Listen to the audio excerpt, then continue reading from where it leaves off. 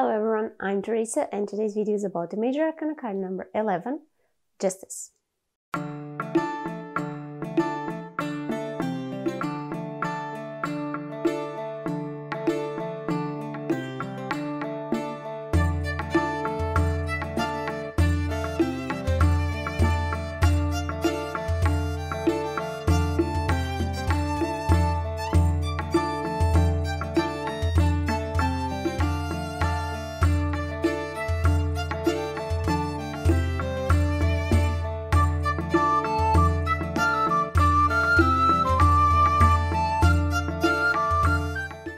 Welcome back to another video of the Tarot series.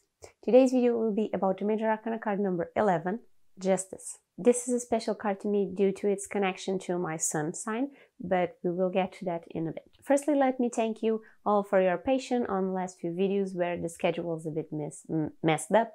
I'm trying to get back on track to post every Sunday. However, I would like to ask you watching this video right now, is Sunday a good day for me to post? Is it a day where you can take some time to watch my videos, or would you prefer any other weekday? I would really love some feedback on the preferred day, so I could maybe adjust my schedule to a day that would work best for those watching as well. Now moving on to what really matters to you, the Justice card. This card is the number 11, and as such we can go investigate what we can take from the number 11 first. 11 is the first out of 3 master numbers. The other two master numbers being 22 and 33. To better understand what a master number is, in numerology, the normal procedure is to break down big numbers into smaller ones. For example, a birthday of someone born on January 1st of the year 2000. We would add the numbers separately, and I'll put the numbers on the screen so it isn't confusing, okay? We would add 0 plus 1 plus 0 plus 1, then plus 2 plus 0 plus 0 plus 0. We would end up with the number 4, and this is the life number of the person born on this day, month, and year. Now, if adding the day, month, and year ended up giving us a double-digit number, for 14 for example, this operation wouldn't stop at that number. Instead, we would add 1 plus 4 to get the number 5. We keep heading until we reach the scale of the essential 9 single digits. Understanding this so far? I hope so. So, master numbers are specific numbers that when we get them, we stop breaking them down into smaller numbers to reach the scale of the single digits. 11, 22, and 33. These 3 numbers are considered to have special deep energies, and they are considered to have incredible power, strengths, and obviously also weaknesses. The number 11, being a master number, is a number that speaks of wisdom, spiritual connection, instinct, perceptivity.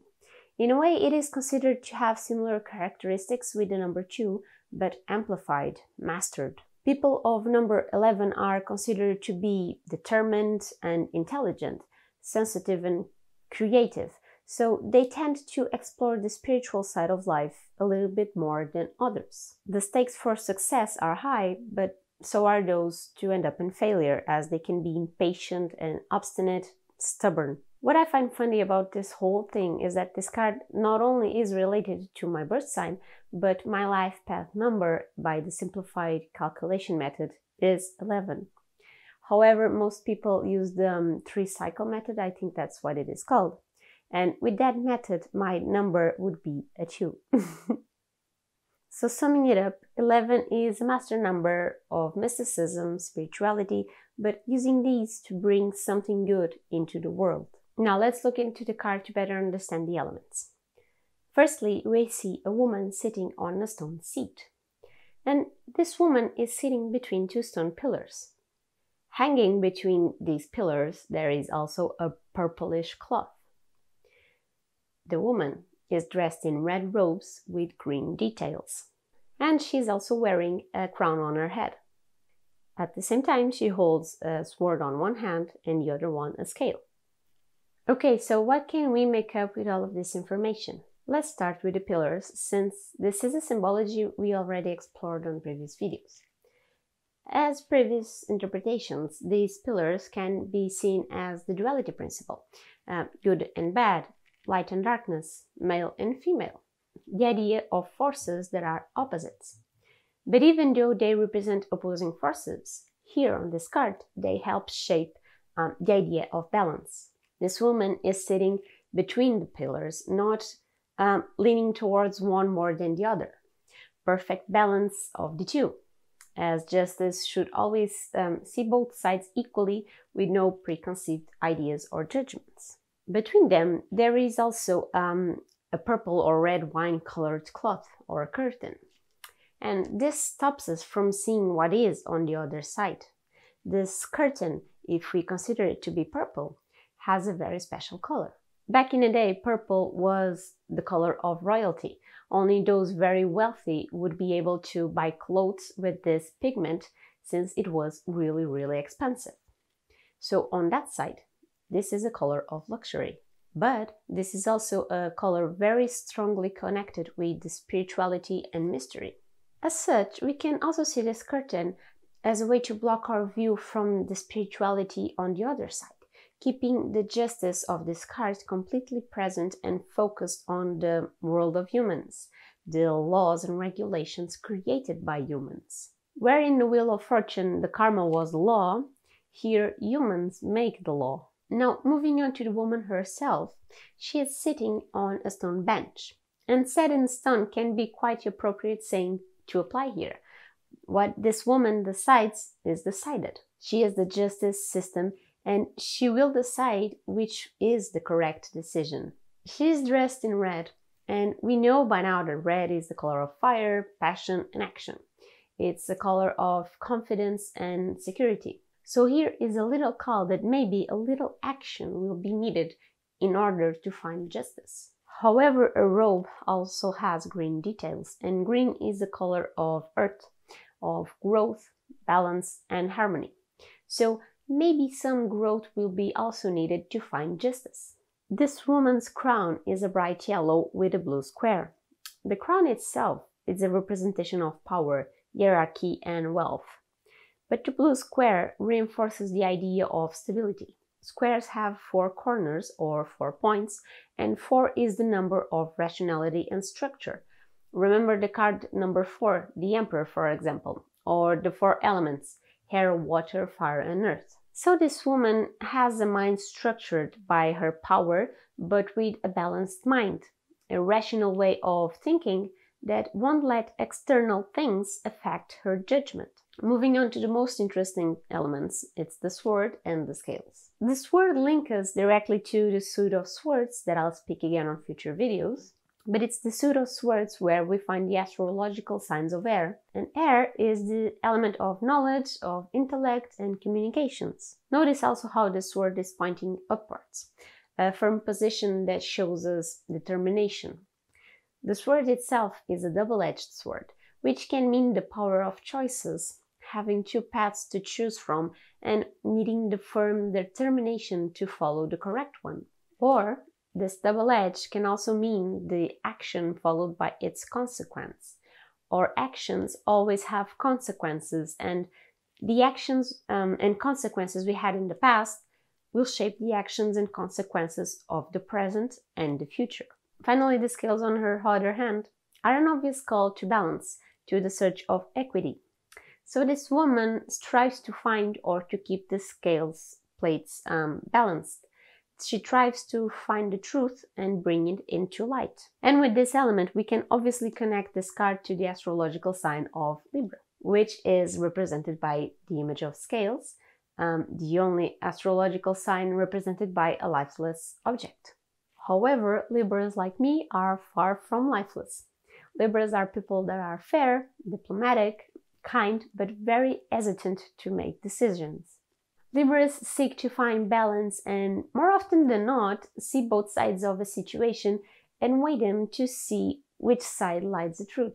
This often makes Libras look like the devil's advocate, because they always try to understand the reason for someone's actions, why they acted the way they did, even if they did something wrong. Being correspondent with Libra makes this card be ruled by the planet of Venus, which is the planet of love, but also money, romance, and luxury. let's put everything together and understand what this card can mean on a reading. Remember that the meaning will always depend a lot on the reading, the position on the spread, and what your intuition tells you. Sometimes the cards carry a very obvious message, and sometimes you'll need to connect the dots between the cards to paint the picture. The most important aspect to keep of this card is the balance of external forces and the notion of fairness. So having this card show up in a reading is a sign that you will find balance, or you are already experiencing a period of balance and fairness, even if you are unable to see it at first. This is a card that more often than not is connected to situations related with the law system, juridical situations.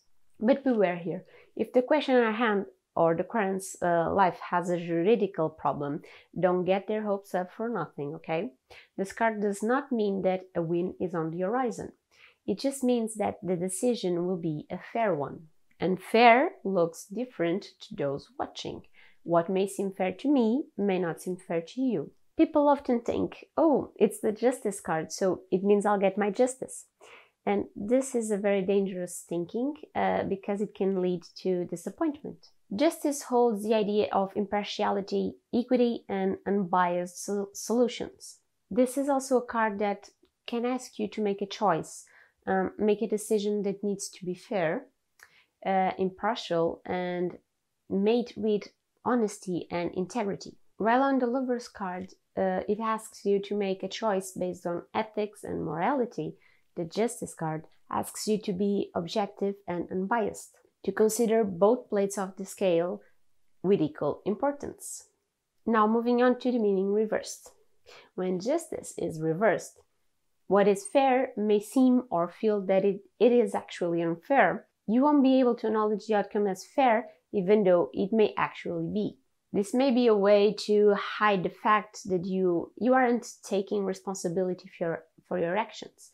Maybe you are playing the blame game and transferring your guilt to someone else's shoulders. Dishonesty won't take you far, so this card reversed will be a call to dig deep into your actions and see what is failing. What are you doing that is causing this feeling of unfairness to you, instead of pointing fingers to others? There is absolutely nothing wrong with accepting we made a mistake. Owning up to it allows us to grow up and evolve into better humans.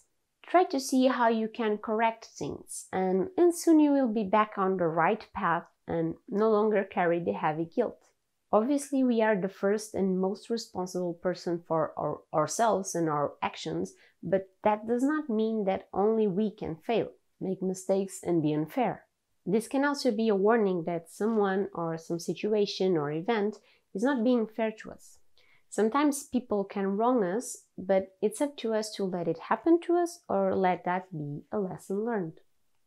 This is everything for the Justice card. I hope you enjoyed this video and that it was helpful to you. Let me know your thoughts on this card and if you would interpret any element in a different way.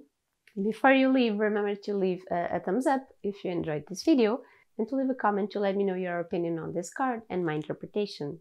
If you want to get a notification every time a new video is out, don't forget to subscribe to the channel. As always, my social media links are on the description box, as well as my Ko-fi account, where you can support me by offering me a coffee. I will see you on the next video for another card. Stay safe. Bye.